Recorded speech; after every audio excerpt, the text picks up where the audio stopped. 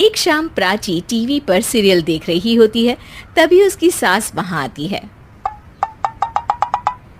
अरे सीरियल में तो ऐसे मग्न है जैसे आज रात का खाना पड़ोसी आकर बनाएंगे। मुझे पता ही नहीं था आपने अपने बेटे की शादी पड़ोस में भी की हुई है। हैं? मतलब? मतलब इस घर में सारा काम बहू ही करती है, आप तो सिर्फ खर्राटे मारती हैं। अच्छा जी, फिलहाल तो तुम आराम फरमा रही हो। चलो जाओ, ये मेरे टीवी देखने का समय है। आहा, इसीलिए मुझे भगाया जा रहा है। सॉरी, अब तो बिल्कुल नहीं जाऊंगी। प्राची की इस बात पर दोनों सास बहू के बीच टीवी रिमोट के पीछे बच्चों जैसे छीना झपटी शुरू हो जाती है, जिसके बीच श्लोक भी काम से घर वापस आ जाता है। हाँ, आज मेरी चूहे बिल्ली की जोड़ी किस बात पर झगड़ रही। अरे तेरे बीवी मुझे टीवी ही नहीं देखने दे रही। अरे तुम्हारी मम्मी मुझे खाना बनाने के लिए फोर्स कर रही है। अरे वाह, ऐसे बेतुके रीजन पर तो बच्चे भी झगड़ा नहीं करते।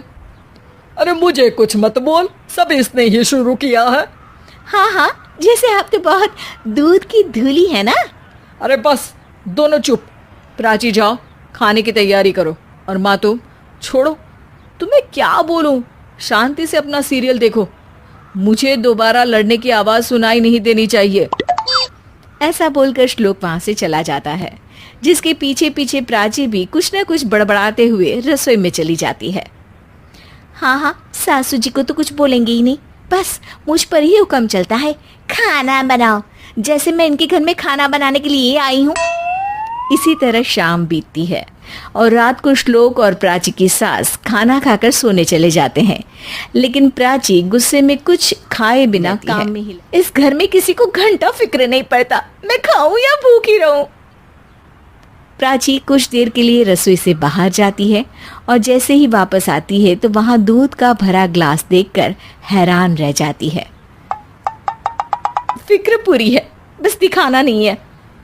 प्राची दूध पीकर सोने चली जाती है और अगली सुबह एक बार फिर सास बहू का कार्टून नेटवर्क स्टार्ट हो जाता है। ये तुमने ही किया है। अरे अजीब जबरदस्ती है, मैं बोल रही हूँ मैंने कुछ नहीं किया।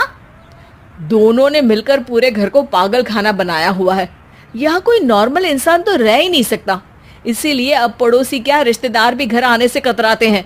और सुन बेटे, तू भी चंगा, तेरी माँ भी चंगी, तेरी बीवी भी चंगी, रिश्तेदार।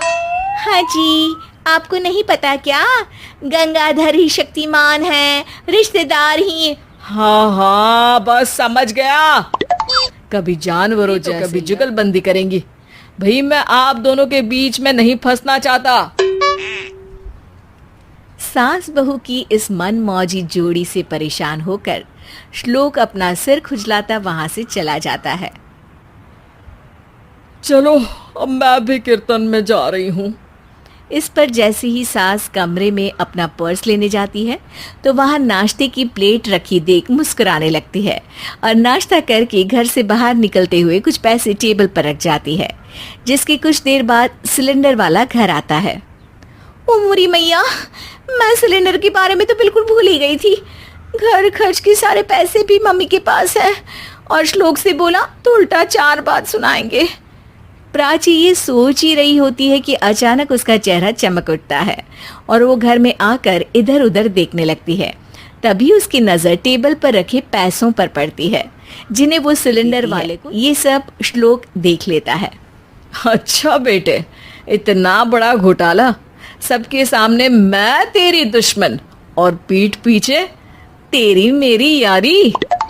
इस पर श्लोक एक प्लान बनाता है और शाम को सब एक साथ बैठे होने पर बोलने लगता है। माँ, तुम दोनों की बहुत लड़ाई होती है, इसलिए मैं सोच रहा हूँ कि प्राची को उसके घर छोड़ाऊं। इससे वो भी खुश रहेगी और तुम भी। अचानक श्लोक की ये बात सुनकर सास बहू शौक से उसकी तरफ देखती है। अरे ऐसे कैसे घर छोड़ाओगे, मुझे कहीं नहीं जाना। अरे तुमने बोला नहीं पर मैंने सुन लिया, तुम्हें मम्मी के साथ रहना अच्छा नहीं लगता, मुझे पता है। अरे वो अरे, जब बहू खुद कुछ काम बोले तो वो तुझे सुनता नहीं और अब जो इसने बोला ही नहीं वो तू समझ गया। जब उसे नहीं जाना तो फिर जबरदस्ती क्यों कर रहा है? अच्छा, फिर आपको मौसी के घर छोड़ाता हूँ। बस अब आप दोनों एक घर के नीचे नहीं रह सकती। मैं इस टॉम एंड जेरी की जोड़ी को और नहीं झेल सकता। है? ऐसे कैसे नहीं रह सकते? तुम्हें इतनी दिक्कत है तो तुम्हारा बोरिया बिस्तर पैक कर देती हूँ, लेकिन मम्मी जी कहीं नहीं जाएंगी। बिल्कुल यही सुनना था मुझे। अगर दोनों में इतना ही प्यार है फिर हर वक्त ये लड़ाई का नाटक क्यों करती हो? देखा मैंने कैसे माँ किचन में दूध रखती है और तुम उनके लिए कमरे में नाश्ता रखती हो, और कैसे वो पहले ही तुम्हारी दिक्कत समझकर घर में पैसे रखकर बाहर जाती है। अरे भाई, इतना ड्रामा तो डेली सोप में भी नहीं होता जितना तुम दोनों ने इस घर में फैलाया हुआ है। तू हमें टॉम एंड जेरी बोलता है ना, तो याद कर वो दोनों भी एक दूसरे को बाहर वालों की बुरी नजर से बचाने के लिए हमेशा सबके सामने लड़ते थे, लेकिन अकेले में दिक्कत के समय मदद भी तो करते थे। बस हमारा रिश्ता भी कुछ ऐसा ही है।